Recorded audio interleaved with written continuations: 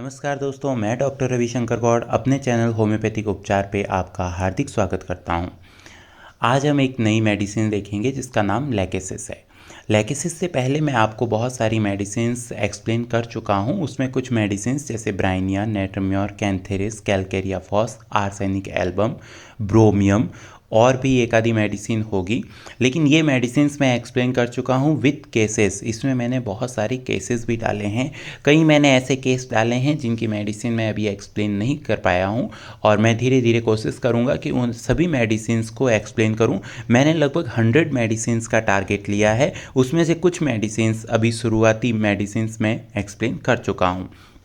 आज हम लैकेसिस के बारे में पढ़ेंगे। लैकेसिस को पढ़ने से पहले मैं आपको इतना सा बता दूं कि लैकेसिस जो है वो एक ऐसी रेमेडी है, इतनी एनर्जेटिक रेमेडी है, इतनी वाइवेसियस रेमेडी है, इतनी चीयरफुल रेमेडी है कि लैकेसिस का पेशेंट आते ही आपको ये बता देता है कि लैकेसिस आ गया है। मतलब ये कि लैकेसिस का ओरा इतना स्ट्रॉन्ग है, इतना स्ट्रॉन्ग ओरा है कि लैकेसिस के आने के बाद एक एनवायरनमेंट चेंज हो जाता है आपके क्लिनिक का। आपके क्लिनिक पे लैकेसिस है तो आपका क्लिनिक जो है वो फुदकने लगता है, आपके क्लिनिक में एक एनर्जी सी शो होती है। इतना एनर्जेटिक पेशेंट है लैकेसिस का। लैकेसिस के केस में हम पहले कुछ रूब्रिक्स देखते हैं: ईगोटिज्म, डिक्टेटोरियल, फीमनेस और इंट्रीग्यूरर। ये जो 4 रूब्रिक्स मैंने आपको बताए, ये लैकेसिस की फीमनेस को दर्शाते हैं, ये लैकेसिस की बोल्डनेस को दर्शाते हैं, ये लैकेसिस की पावर को दर्शाते हैं। सबसे पहले रूब्रिक देखते हैं ईगोटिज्म। मतलब ये हुआ, ईगोटिज्म रूब्रिक का मतलब ये है कि लैकेसिस का पेशेंट खुद के अस्तित्व को बहुत अच्छी तरह से पहचानता है। जैसे सीपिया होता है ना, सीपिया पुअर होता है, सीपिया अपने अस्तित्व को पहचानता ही नहीं है। सीपिया को ऐसा लगता है कि मेरा कोई वजूद ही नहीं है।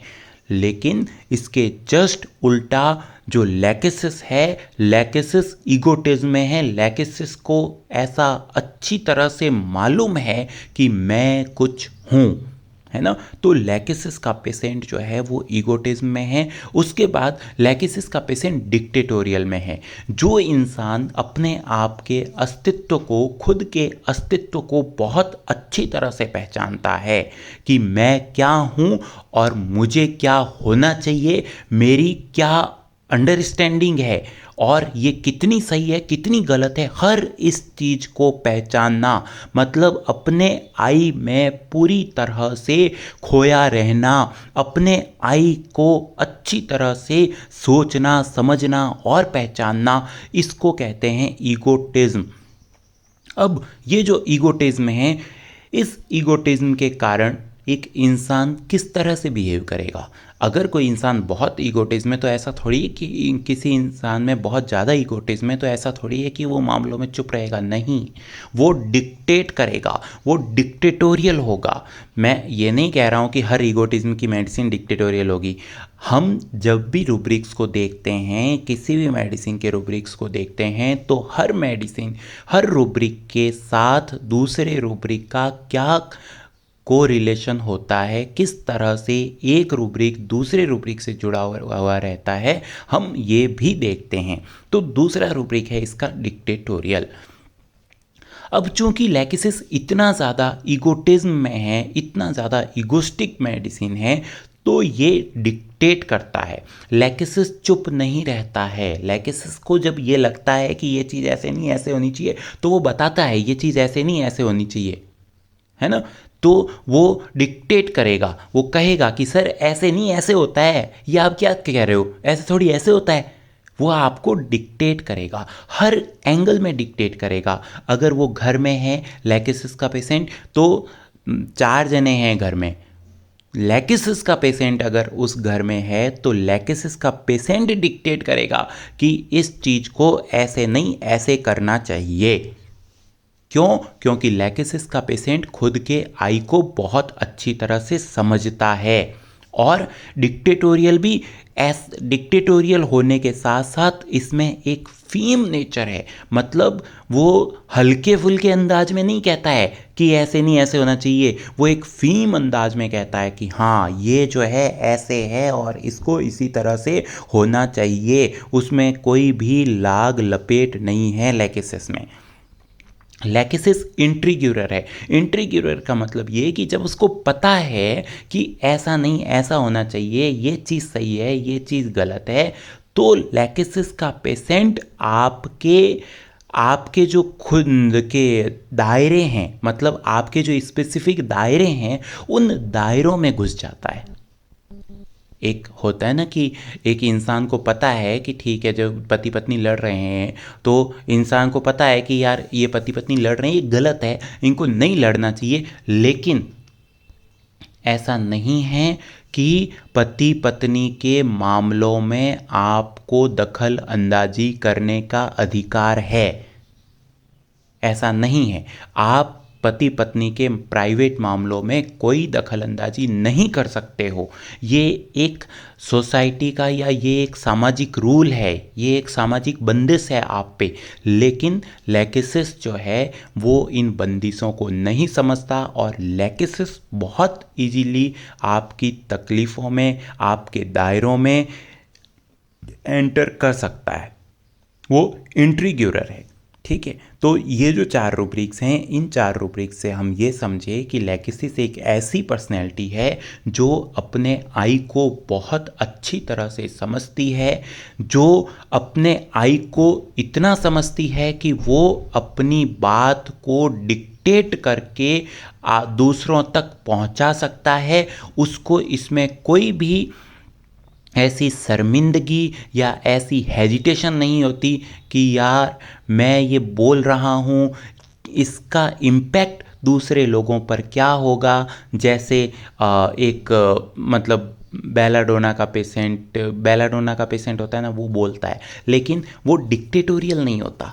वो जो है वो बोलता है, वो बेवकूफ़ी के अंदाज में बोल देता है। उसको बेचारे को पता नहीं होता कि मैं क्या बोल रहा हूँ, इसलिए वो बोल देता है ना। तो अब वो जो चीज़ है उसको हम डिक्टेटोरियल नहीं कहेंगे। डिक्टेटोरियल का मतलब ये है कि आप जो बोलते हैं उस बोलने की भावना में एक ताकत होती है, उस बोलने की भावना में एक मतलब ऑर्डर के रूप में आप बोल रहे होते हैं कि नहीं नहीं ऐसा नहीं, ऐसा ही होता है, this is the right thing. ये डिक्टेटोरियल। अरे सर चेक तो करो। मतलब एक पेशेंट आया है और उस पेशेंट को आपने पूछा कि क्या क्या हुआ क्या क्या नहीं हुआ, तो उसके बाद में फिर वो पेशेंट आपको ऐसे कहता है, अरे सर चेक तो करो। मतलब ये हुआ कि वो पेशेंट डिक्टेट कर रहा है आपको कि अरे यार चेक तो करो तुम इस चीज़ को। ठीक है, वो रिक्वेस्ट नहीं कर रहा है आपसे। ये डिक्टेटोरियल होता है। उसके बाद में इसके जो डिक्टेट करने के अंदाज होते हैं, वो डिक्टेट करने के अंदाज भी एक फीमनेस लिए हुए होते हैं। मैं ये नहीं कह रहा हूँ कि ये एक ही, आपको ऐसा लग रहा होगा कि एक ही चीज़ को मैं बार बार बता रहा हूँ, लेकिन मेरे कहने का पर्पज़ ये है कि एक ही सेंटेंस में आप इतनी चीज़ों को देख सकते हो। जैसे मैंने कहा कि एक पेशेंट आके आपने चेक किया उसको, और चेक किस तरह से किया, वर्बली चेक किया। मतलब आपने वर्बली उसकी चीज़ें पूछी और उसने जो जो रिप्लाई किया, तो आपने कहा अच्छा ये चीज़ ऐसे हो सकती है। तब पेशेंट ये कहता है, अरे सर क्या ये बात पूछ के आप कर रहे हो, आप चेक तो करो मुझे। आपने कोई इन्वेस्टिगेशन नहीं कराया, आपने कुछ चेक नहीं किया, फिजिकली मुझे एग्जामिन नहीं किया, और आप कह रहे हो ये हो सकता है, ऐसे कैसे हो सकता है, आप चेक तो करो पहले। तो ये जो चीज़ें हैं, अब ये चीज़ें, इन चीज़ों में 3 चीज़ें मिली हुई है। इन चीज़ों में ईगोटिज्म मिला हुआ है, इस सेंटेंस में डिक्टेटोरियल मिला हुआ है, और इसी सेंटेंस में फीमनेस मिला हुआ है।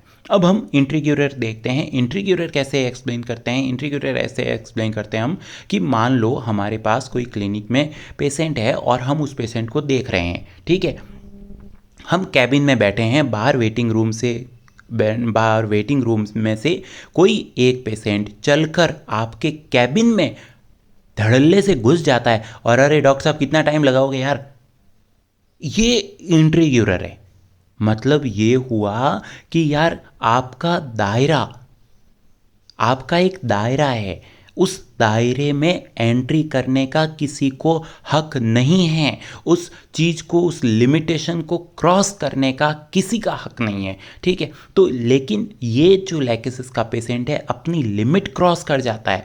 इसको ये समझ में ही नहीं आता है लैकिसिस के पेशेंट को कि मेरा दायरा इतना है और मुझे इससे ज़्यादा नहीं कहना चाहिए। नहीं, लैकिसिस में बाउंडेशन नहीं है। अगर लैकिसिस में बाउंडेशन हमने डालने की कोशिश की या किसी भी वजह से लैकिसिस की बाउंड्रीज़ को आपने बना दिया कि इस बाउंड्री के आगे आपको नहीं आना है, इतनी चीज़ आप कर सकते हो, इससे ज़्यादा आप नहीं कर सकते हो, तो लैकिसिस का पेशेंट सफोकेशन में चला जाता है। लैकिसिस बाउंड्रीज़ बर्दाश्त नहीं कर सकता है।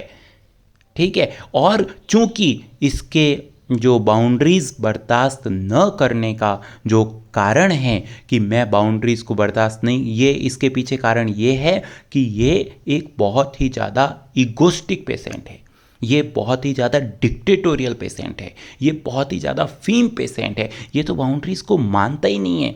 तो इसको आप बाउंड्रीज़ में नहीं बांध सकते। इवन आप इसके लिए कोई बाउंड्रीज सेट करो, उसके बजाय